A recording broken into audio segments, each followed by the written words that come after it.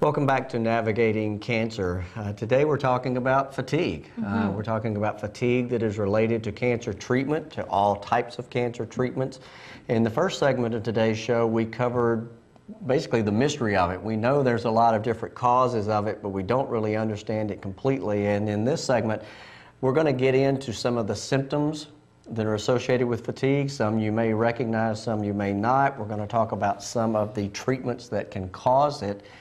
Fatigue as well, and then kind of wrap things up today with ways that you can sometimes help with the fatigue. So very good program. Hopefully you're all paying attention, and we'll kind of help make sure that your physician knows that you are experiencing fatigue if you are. Because we're trying to normalize the fatigue so that it doesn't cause you more stress and strain. And we can't treat things that we don't know about. So, you know, it's one of those things of going back to please be very upfront and honest. If you're having a problem, don't have the attitude of, you know what, no one wants to hear me complain. You know, we treat 100 patients a day at our office, and I don't want someone feeling like, well, he's heard it 99 times, he doesn't want to hear it again. That's true. We don't want that. to hear what you have to say.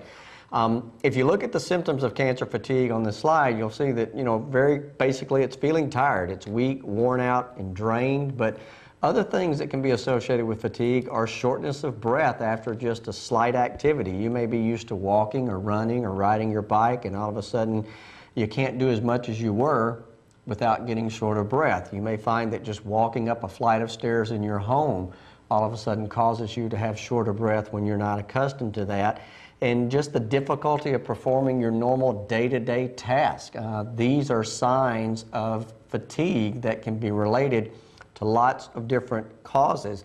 The other thing to look at, though, when you deal with cancer fatigue is some of the mental aspects of it. It can truly have significant mental and emotional effects on both you and your family.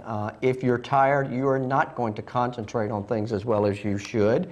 You're going to have trouble probably making your decisions as clearly and decisively as you normally would. You're going to have trouble just thinking clearly and remembering some of the things that you may have done that day. And finally, it's just the memory aspect of things. We all forget things. We all have senior moments, as we like to call them. But when you are tired, when you are potentially anemic or so, they're going to be a lot more common. And you don't want to get frustrated with that. You want to understand that this is something that goes along with treatment. Keep notes, write down questions when you think of a question, write down things that you're experiencing so that when you sit down with your physician, you're not trying to recall it all from memory. You've got it right there in front of you. And it's a great way that we use at our office to have patients come in. I love to see them come in with a long list, and I know you do too. Right, and anything throughout their day. It doesn't just have to be about coming to the office, but maybe it's a good time to make more notes than you would normally. Right, I mean, I know I take a lot more notes now than I did 20 years ago. Oh, yes, I do. If I don't, I won't remember what to do. Other things that go along with cancer fatigue, though, are related, again, to your mental aspect of how you feel. I mean, very often people who are tired and feel like their memory is not as good or they're forgetting things will really experience a level of very low self-esteem. They feel sorry for themselves. They're frustrated that they can't do the things that they used to do. This can lead to trouble with sleeping. A lot of times they may be taking naps during the day, and if you take that long nap during the day, you may not need as much sleep at night. So you want to try to stay in your normal pattern of sleeping.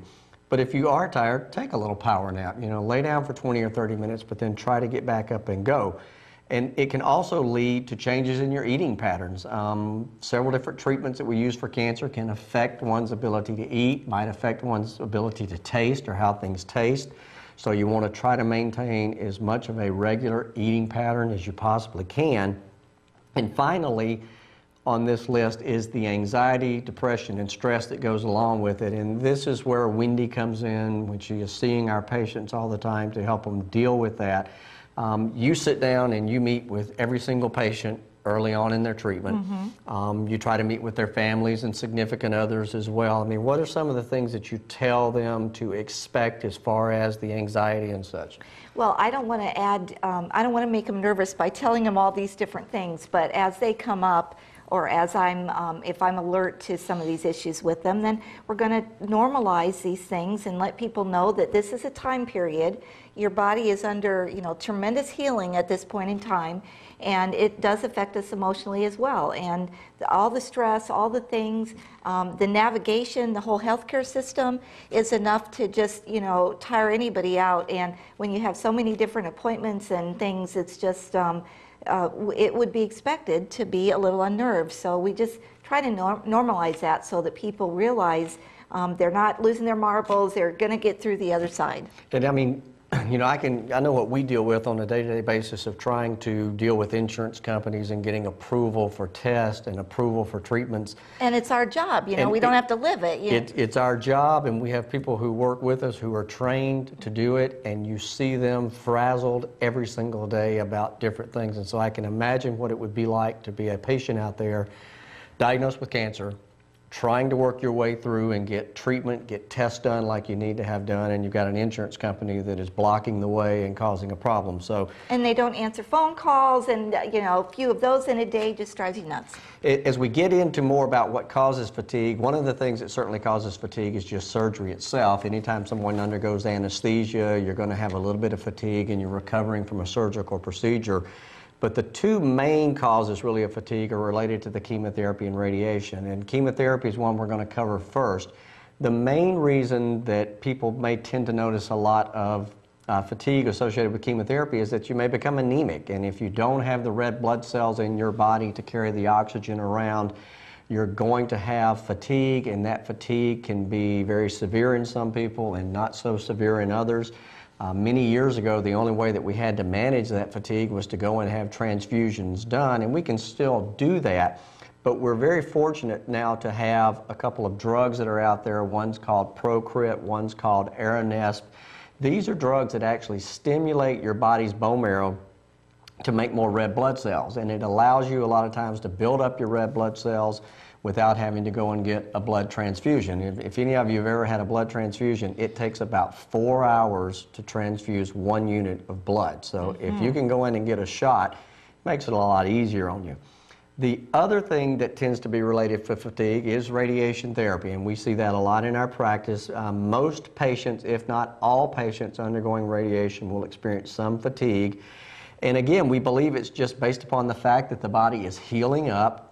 The cancer is being destroyed. Your body's working very hard to heal up and repair itself from the cancer and recover from the treatment. So it's actually a very good sign. It's a good sign. I mean, it's a normal situation, and most people begin to feel this fatigue not on day one. It tends to be about 2 weeks into treatment. And a lot of times they notice most of the fatigue is about 2 hours after their treatment every day. So these are very common things to feel this and to notice this. It's not alarming, and there are things that you can do about it. And when we come back for the final segment of today's show, we're going to cover several different tips that we have related to fatigue and how to treat it.